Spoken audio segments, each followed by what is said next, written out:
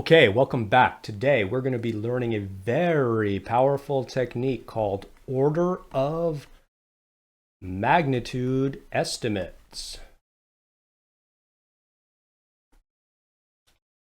Okay, now this technique was first popularized by the physicist Enrico Fermi, so it's sometimes called a Fermi estimate. And this is a type of back of the envelope calculation,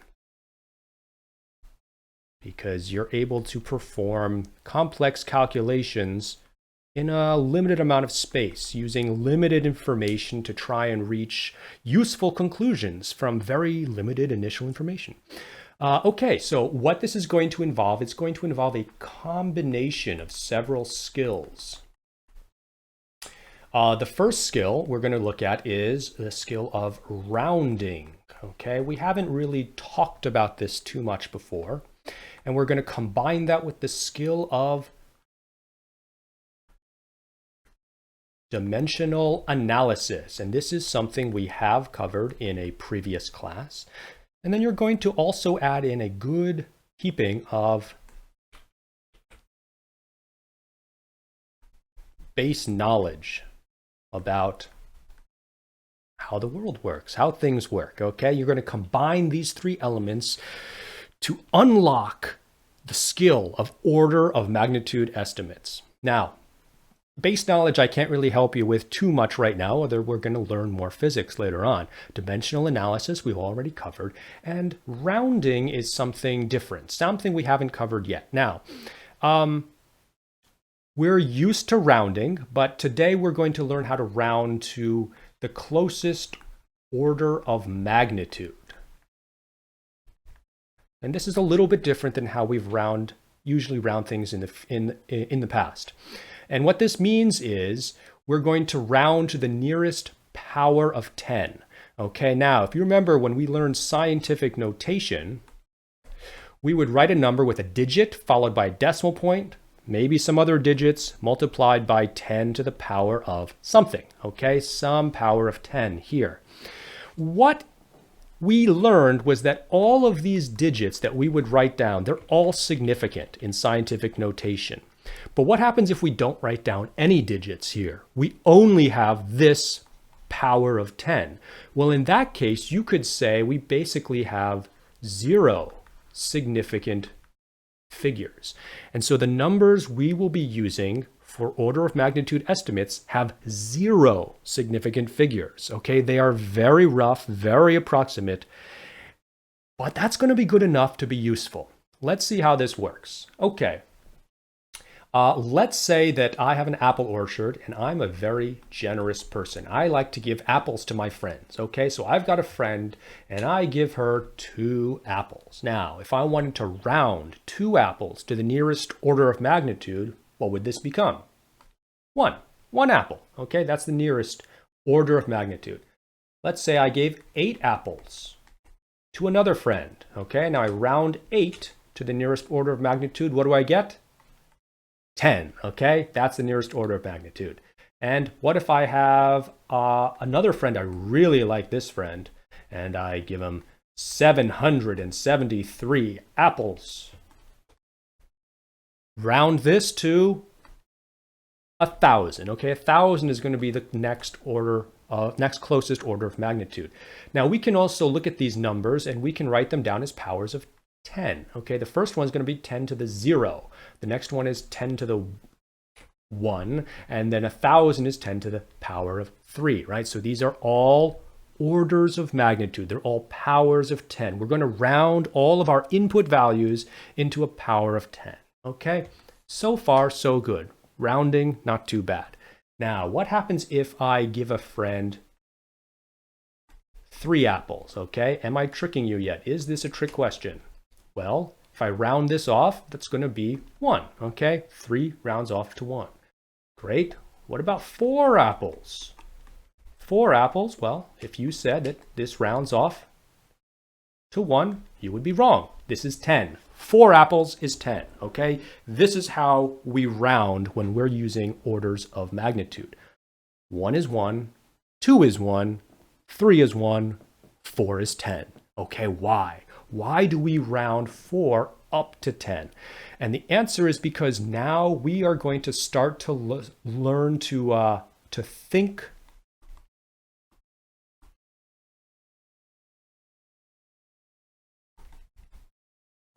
logarithmically. Okay, this is the key. We're going to stop thinking so linearly and instead start thinking logarithmically. Let me show you what I mean graphically. Okay, so what I brought up onto the screen here is what's called a log scale. Okay, normally we're used to a linear scale where the distance between each space is 1 unit. But here in a log scale, the 1 unit is a little bit different. Okay, so we could start here at 0.1 and we could move up a distance of 1 unit. This is a distance of 1, and that gets us to 1. Okay, now from 1, we can move up a distance of 1 again, and that gets us to 10. And from 10, we move up another distance of 1, and that gets us to 100. Okay, so in a logarithmic scale, a distance of 1 is actually a power of 10. Okay, now, when we look, what is halfway between 1 and 10? Well, halfway appears to be somewhere around here. Okay, graphically speaking, you can see that 3 is less than a half and 4 is more than a half. So that's why 3 apples got rounded down to 1 and 4 apples got rounded up to 10. Graphically, on a logarithmic scale, you can see that the halfway mark is between 3 and 4. Okay, let's see if we can understand this a little bit more rigorously. The number 1 here is equivalent to 10 to the power of 0. 10 is the same as 10 to the power of 1, and 100 is the same as 10 to the power of 2. 0.1 is the same as 10 to the power of minus 1. Okay, so far so good. What this shows us is that every time we move 1 distance, 1 unit to the right, what we're actually doing is adding 1 to the exponent, right? We're adding an extra power of 10. That gets us here, and then we add an extra power of 10 here, and that gets us here, and it would keep going that way. And same thing here, we go minus 1, right? We're going to subtract 1 power of 10 to move to the left. This shows us how we move around on a logarithmic scale. So what I want to know is, to move 1 unit to the right, we add 1 to the exponent. What do we add if we want to move halfway to the right? Well, we're going to add half to the exponent. 10 to the power of 1/2 is going to be halfway between 10 to the 0 and 10 to the 1.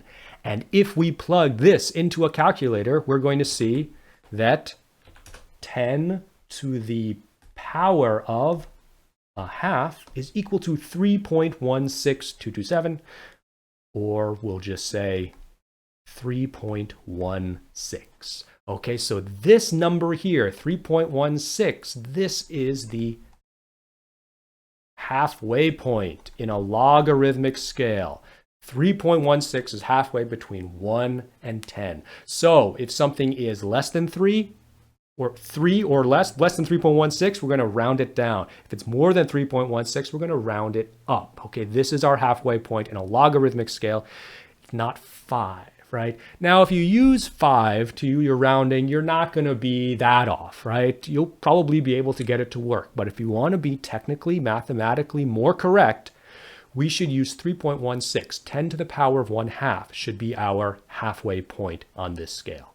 Okay, now we've learned how to round. We're going to use this skill, combine it with dimensional analysis and some base knowledge to unlock order of magnitude estimates. We're going to use this to solve an interesting problem coming up right now. Okay, let me set the scene for you. What we have here is a large American city of 1 million people. But there is a problem. You see, the year is 2020. And a deadly zombie virus has been unleashed in this American city. And we now have zombie attacks happening throughout this entire city. The president has been notified and has called in the military to intervene. The military has come in and set up a quarantine zone. around this city, separating it from the rest of the country and the world. Time passes. 6 months pass. And we assume that everybody, the entire population of that city, has become a zombie and has since starved to death. A terrible tragedy, but we've saved the rest of the world. Now, the colonel in charge has contacted you. He's informed you that in one month time, the President of the United States is going to be flying over and wants to open this city to repopulation. He'll be coming over to cut the ribbon, and the city has to be ready. But it's not ready yet. It's still filled with all of these zombie bodies. And the colonel needs your set of special skills to take care of this problem. You see, for the past decade, you have been working hard as a school bus driver. You have been shuttling kids throughout the streets of this city for the past 10 years, and your family owns a whole fleet of school buses. In fact, they own 114 buses. The colonel wants to know if you have the ability to use your fleet of school buses to haul out all of the bodies in this city and get them out to a disposal site an hour away in time for the president's arrival in 1 month.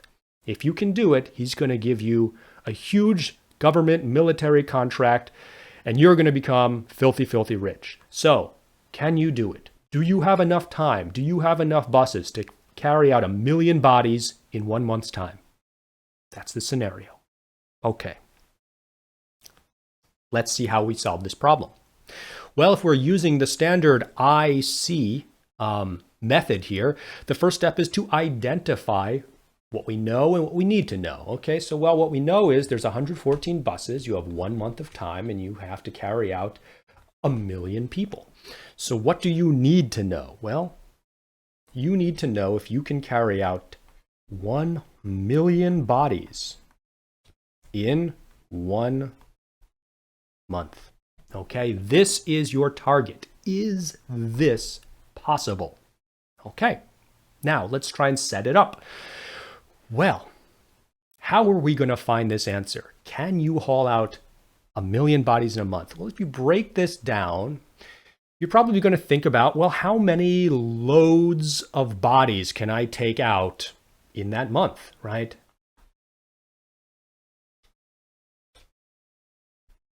That's a good first step. If you can figure out how many loads you can do in a month, that helps. And then you're going to need to know one other thing.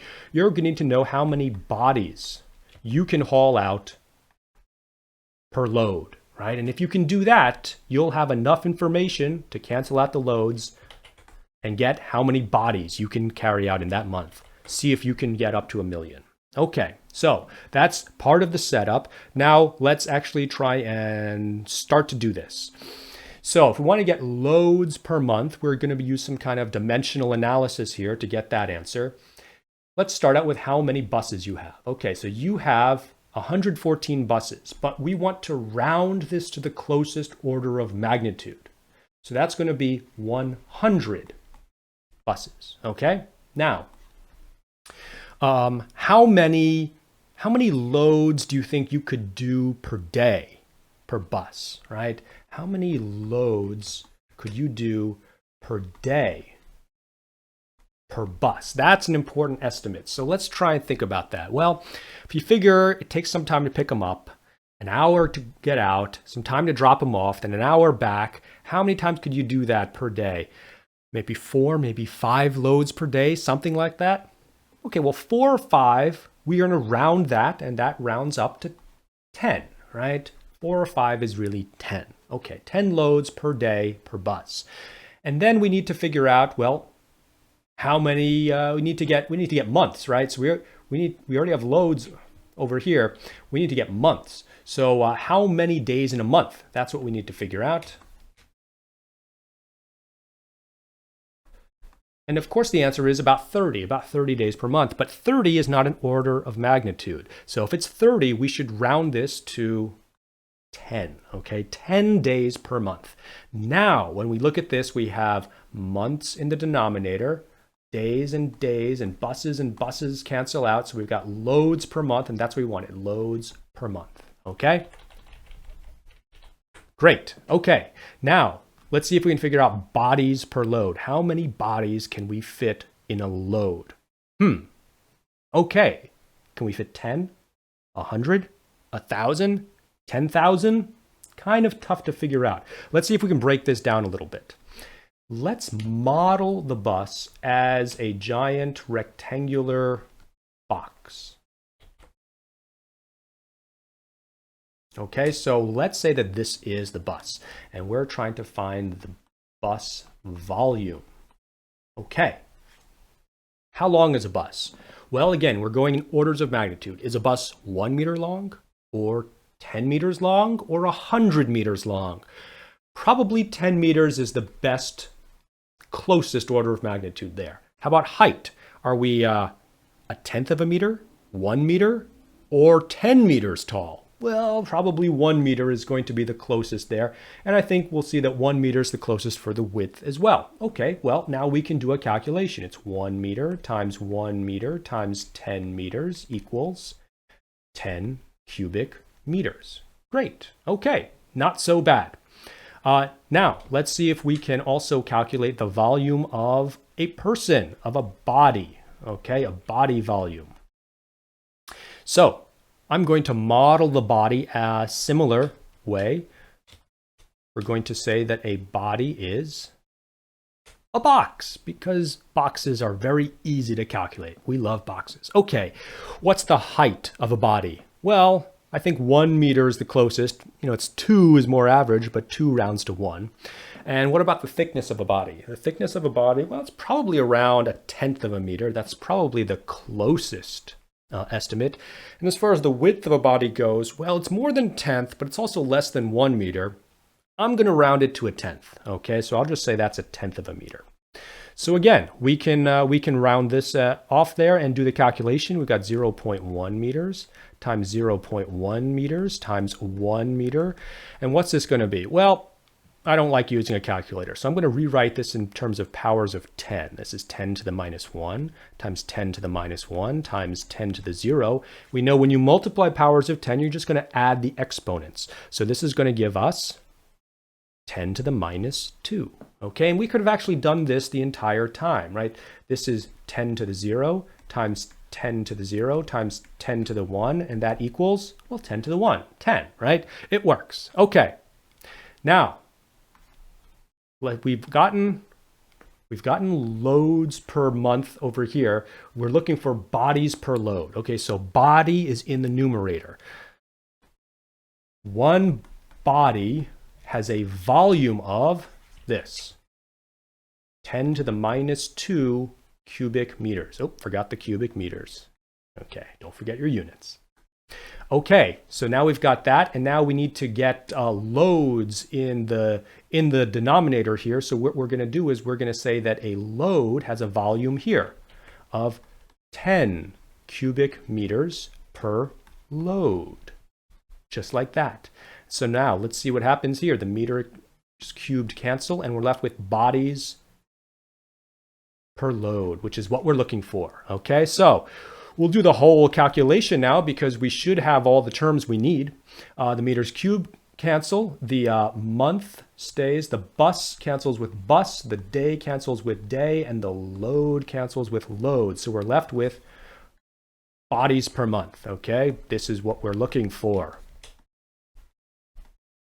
And we can do the calculation. Now, again, I don't like using a calculator, so let's write this down. This is the same as 10 to the 2. This is 10 to the 1. This is 10 to the 1.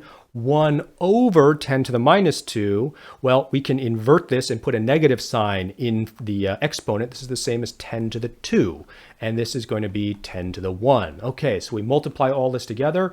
2 plus 1 plus 1 plus 2 plus 1 is equal to 7. That's our answer.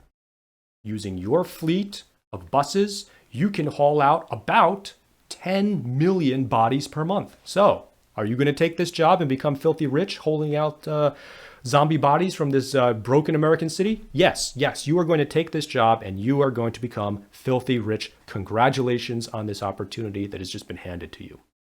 Now, I've answered the question, but maybe you're skeptical. Maybe you don't think that this way of estimating things using orders of magnitude is sufficient. After all, how many significant figures did we have here? 0. 0 significant figures. And we came up with this answer. Is that really good enough to make a decision? Well, let's try it with a little bit more precision. Let's try it with 1 significant figure, and let's see if that helps. So, let's try it again using 1 significant figure.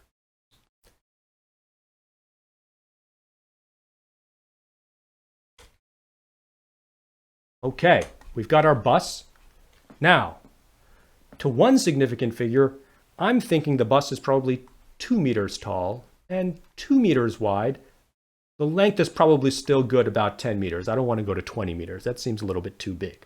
Okay, so that's 10 meters times 2 meters times 2 meters equals 40 cubic meters. Okay, so looks like we have a pretty big difference there. Let's look at the body now.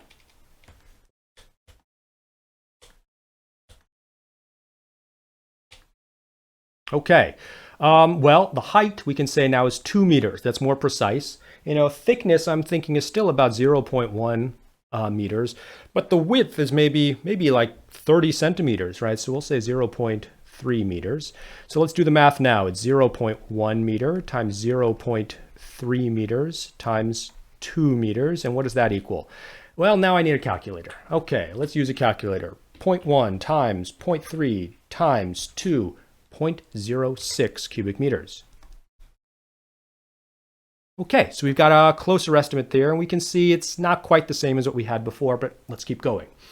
Okay, so how many buses do we have? Well, to 1 sig fig, it's still 100 buses. Okay, it's not 200.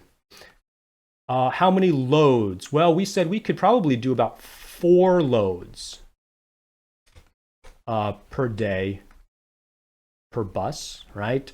And how many days in a month? Well, with 1 sig fig, we can be more precise, and that's 30 days per month, right? And we said that 1 body has a volume of, here, 0.06 cubic meters, right? And we're going to multiply this by the volume of a load, which is now more precisely 40 cubic meters per load. And the units are the same as before, so we know they'll cancel out to what we want to get.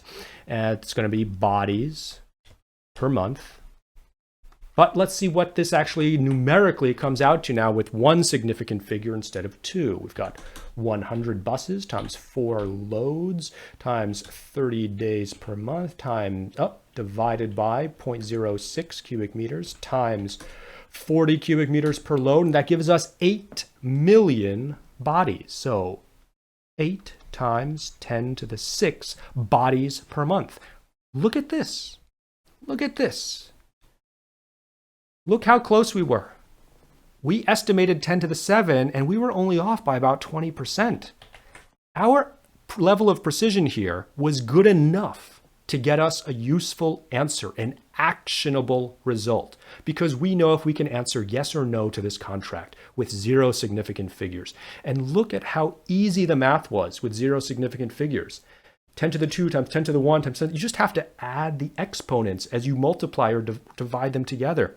It's so easy. No calculator is needed.